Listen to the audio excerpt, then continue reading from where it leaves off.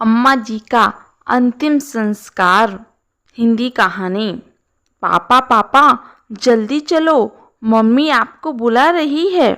7 वर्षीय रोहन ने आकर राकेश से कहा। क्या हुआ, क्यों बुला रही है? राकेश ने बेटे से पूछा। वो दादी कुछ बोलती नहीं, रोहन बोला। क्या? राकेश परेशान हो अम्मा की कमरे की ओर भागा। क्या हुआ अम्मा को? उसने अपनी पत्नी सुमन से पूछा, जो कमरे में पहले से ही अम्मा के पास थी। देखो ना, अम्मा को कुछ बोलती नहीं। राकेश ने अम्मा को हाथ लगाना उठाना चाहा, मगर ये क्या, अम्मा के तन से कोई हरकत ही नहीं थी। हिलाया डुलाया, अम्मा अम्मा आवाज दी, पर कोई फायदा नहीं।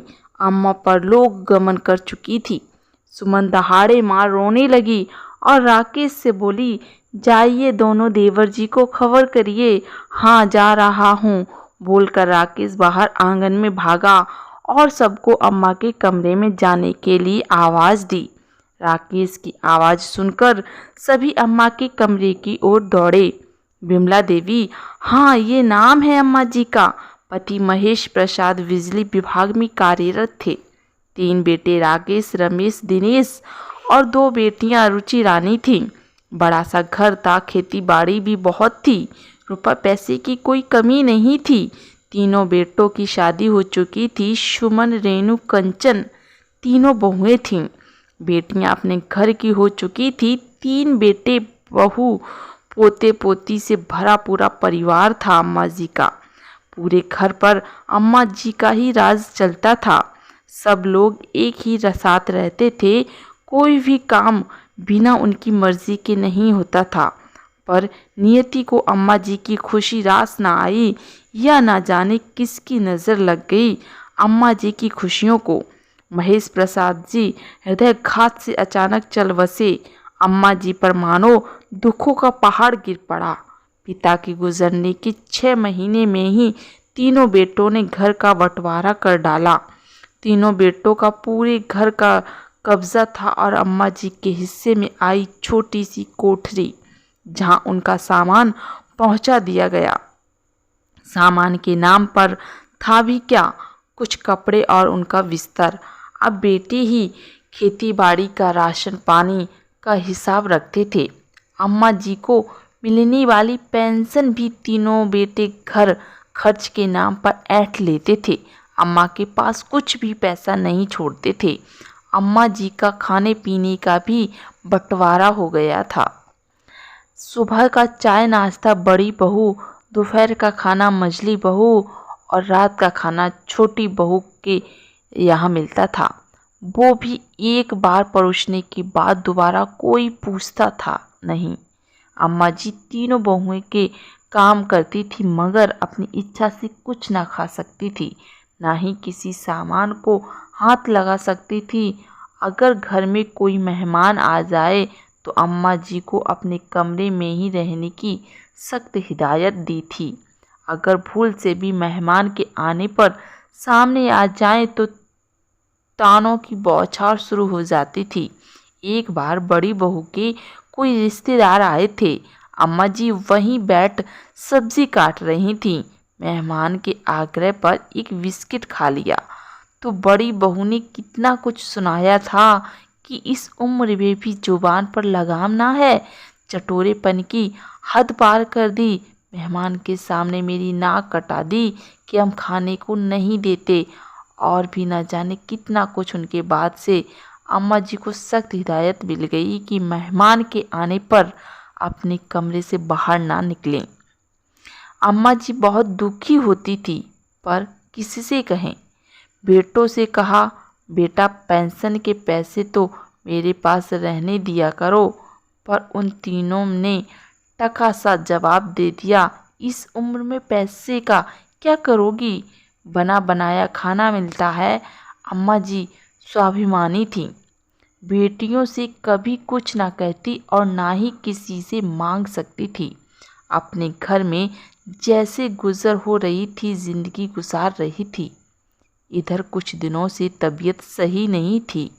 बेटों से कहा कि डॉक्टर को दिखा दो, मगर किसी ने भी ध्यान नहीं दिया। अम्मा जी की हालत बिगड़ी तो स्थानीय अस्पताल से दवा लाकर दे दी गई, पर अम्मा की हालत में सुधार न आया।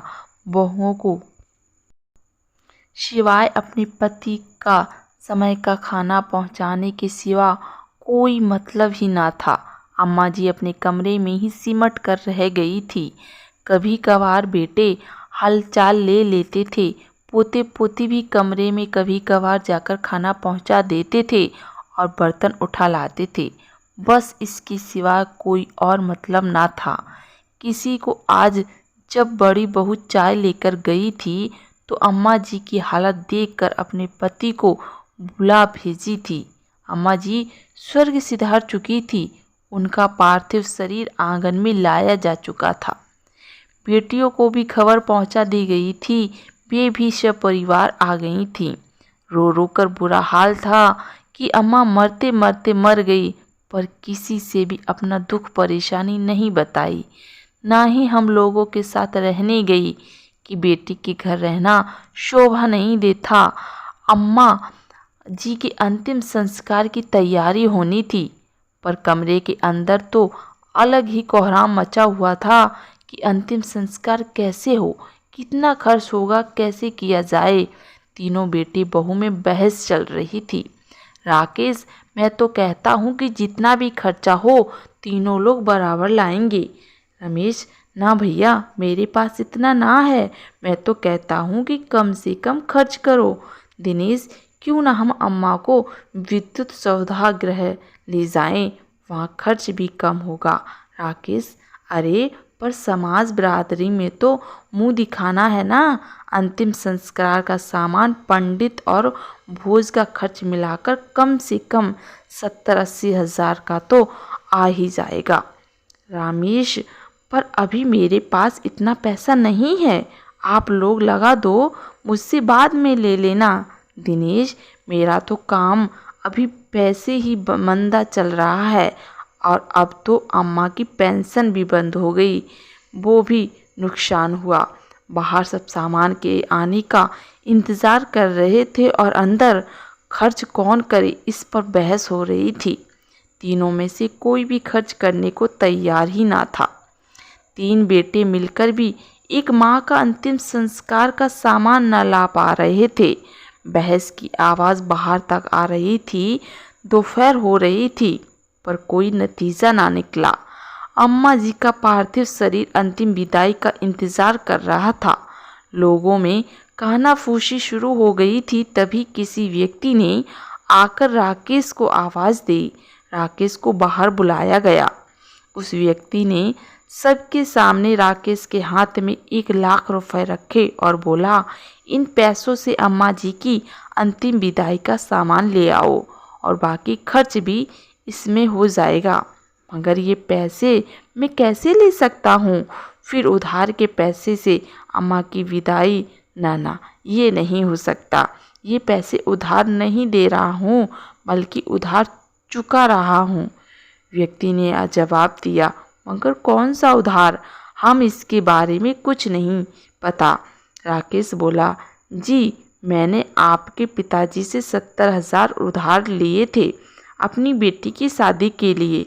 उनके देहांत के बाद जब मैंने अम्मा जी को रुपए लौटाने चाहे तो उन्होंने कहा कि अभी अपने पास रखें रहे, जब मुझे ज़रूरत होगी तो ब्याज लगा कर दे दियो।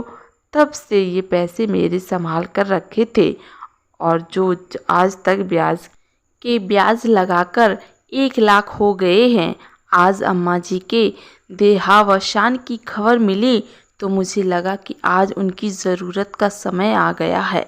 इन पैसों को अम्मा जी की अंतिम विदाई में लगा दीजिए ताकि उनकी अंतिम विदाई हो सके। आत्मसम्मान से वह अम्मा जी बड़ी ही स्वाभिमानी महिला थी। अपनी अंतिम विदाई का भी इंतज़ाम कर रखी थी कि किसी पर भार न पड़े और वो सम्मान से विदाई ले सकें इन संसार से। वहाँ उपस्थित लोगों में से एक व्यक्ति ने कहा। सभी की आंखें नम थीं और तीनों बेटे बहू के सिर शर्म से झुके हुए थे। उम्मीद है दोस्तों आपको कहानी पसंद आई होगी, तो चैनल को सब्सक्राइब करें। धन्यवाद।